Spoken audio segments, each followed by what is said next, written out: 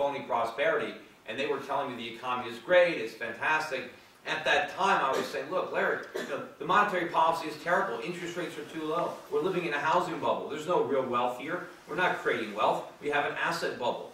We're spending borrowed money. Look at our trade deficit. Look at our current account deficit. Look at our negative savings rate. The government is growing. I mean, we're on a collision course for disaster. They couldn't see that because they were blinded by George Bush in the White House, and they didn't want to be honest. In fact, when I was criticizing the economy under Bush, it was always the Republicans I was arguing with, and they were accusing me of being like, what are you, Michael Moore? They would say there's something wrong with me, that I was called a communist on CNBC by one of the anchors. I said, what are you, a communist? Right. No, here I am espousing free market principles, and I'm a communist because I thought there was a crisis coming. So, and now that it happened, sure, now these guys are out there, talking negatively about the Fed, but where were they, when Greenspan was at the helm and Bush was at the White House? So I think one of the things that helps me when I go into the general election in Connecticut, when there's a lot of independents, is, hey, I'm not a rubber stamp. I criticize the Republicans when they did wrong. And I'm criticizing the Democrats when they're making the same mistakes, only bigger. The problem with a lot of Republicans, when you try to criticize the Obama stimulus, well, Bush did it. Why didn't you criticize under Bush?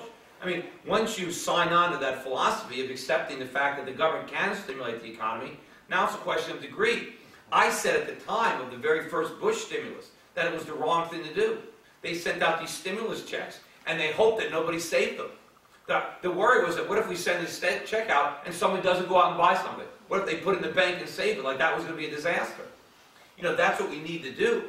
But the problem is the initial reaction to people doing the right thing is that the recession gets worse before it gets better. So what? It's got to get worse before it gets better. Sometimes, if you're sick and you have to take medicine, the medicine doesn't taste good. That doesn't mean you don't swallow it. But you have to be an adult, right? Like, you know that, hey, look, this is how you get better. If somebody is obese and they go to a doctor and they want to lose weight, the doctor doesn't say, well, the way you lose weight is you eat junk food and you lie on the couch and watch, and watch soap operas. The way you're going to lose weight is you got to diet, you got to exercise. Well, but maybe that's not as enjoyable as just, lying on the couch, but it'll work. And so with the government solution to the recession doesn't work. It's go deeper into debt. It's try to repeat the very activity that caused the problem. We consume too much, so let's consume even more. We borrow too much, so let's borrow some more. And let's just go deeper into debt and watch our manufacturing jobs continue to disintegrate. We lost another 30 or 40,000. If you look at every sign, every monthly jobs number that comes out, we lose jobs in goods production. Those are the jobs we need. Those are the productive jobs. We keep gaining jobs we can't afford. We gain jobs in government. We gain jobs in healthcare. But they're not producing anything that we can export. They want to buy stuff, but how are we going to get it? That means we have a bigger trade deficit. It puts more pressure on the dollar. It can't work. But we can have a vibrant economy if we do the right things. We just need leaders that have the courage to let us know what those things are. Yeah. I have just a big back to the basics kind of question. So, where do you live? I live in Weston. That's in the district? Yeah, it's in Fairfield County. It's just on the border of Westport. The district is Connecticut. That's correct. Yeah. I apologize. And the next thing I really want to know is, so how are you funding your campaign? Well, so far I've raised about $1.5 million from, I have 16,000 people who have donated. So I think I have more people who have donated to my campaign than all the other candidates combined. The average donation is only around $100. So most of the people who have contributed to my campaign can contribute more as the campaign goes on. I have had some of my clients who have made larger contributions. I have a lot of clients. I said I have close to 15,000 clients. I have 190,000 people on that read my newsletter. So I have a lot of people in my personal Rolodex. I can make calls from now until the election and continuously raise money, from my clients. Hopefully, eventually, more Republicans will start supporting me in the race. I don't even have a fundraising. There's no fundraiser at my campaign. I have nobody who's officially raising money for me. The money that has come in has just come in naturally. We haven't had a single fundraiser. I haven't had a single letter where I've asked people. I've sent out a couple of emails to my database asking for money, but I haven't sent out general emails to, let's say, Connecticut Republicans, soliciting donations. I will do that stuff. Well, my And concern, quite honestly, my concern is are you self-funding yourself? No, I mean, I'm not. I mean, I put in 50,000 to get it going. That's the only money I've put in. And as far as the self-funding aspect of it, I'm willing to put more of my own money into the campaign if it comes down to that. I mean, if it's getting close and an extra $1 million or $2 million is I can't raise it quickly enough, do I have it I can put in? Sure. But I'm not going to put, $20 or $30 million of my own money into the campaign.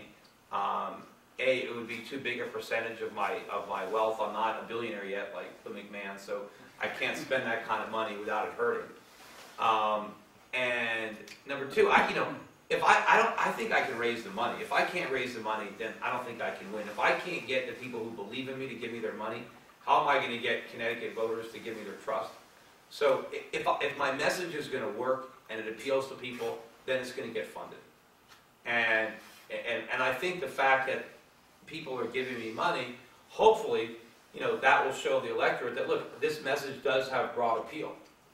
Some people might try to say, well, this isn't fair, or it's not good because so much of my money comes from outside the state of Connecticut. Because my money is coming kind of equally from all states. So Connecticut is represented, but it's only one state, and it's not, population-wise, it's smaller than that. So the fact that I got a lot of people, let's say from California, I mean, California is a big state, right? So maybe 10 or 15% of my money comes from California. People might think, well, this isn't fair. We don't want, these other people buying this election. The people who are giving me money, they're just regular people. They're not special interests. Nobody is sending me to Washington because they think I'm going to pursue a particular interest that's going to benefit them. There's no PACs that are contributing to me, no corporations, no big fundraiser has come to me and said, hey, I bundled $50,000 for you. I'm not beholden to anybody. The people who want me in the office want me because they believe in my philosophy. The only thing they want from me is less government. They want their freedom back. They want their income back, and they have trust that I'm going to be true to those principles. As I said, there are a lot of Republicans that know what they need to say to win a primary. They know what appeals to a lot of Republicans, so they say that. But the minute they get elected, that's not what they do. That's not why they're there. They're politicians. They say what they need to say to get elected, and then they do what they need to do to stay elected. That's not what I'm about. Everybody knows why I'm running, and if I win, that's exactly what I'm going to do. And I couldn't care less if I don't have a second term. I'm not going to spend 1 minute trying to prepare for re-election. I'm not going to raise any money. I'm not going to, all I'm going to do is try to undo the damage. And I said, I think I'm going to be very effective because I don't want to write any new legislation. Not one piece of legislation. All I want to do is repeal stuff. Every bill I write is going to start off as one page to repeal this, to repeal that. So I want to repeal what's there, and I want to make sure no new legislation gets passed. Because every time they pass a bill, all they do is diminish our rights. Right? We were much better off without all these bills being enacted over the 200 years. So I want to repeal as many as I can. And if I can stop them from raising the debt ceiling, if I can just do that with a filibuster, then I can shut the whole government down and force them to cut spending. But every time everybody votes to raise that debt ceiling. Why? Why can't they just keep it a real ceiling and not let it go up and force the government to make the cuts? They'd make them if they had to. But the problem is they don't have to because nobody forces it on them. Thank you. Yeah. You would be just one vote and one person.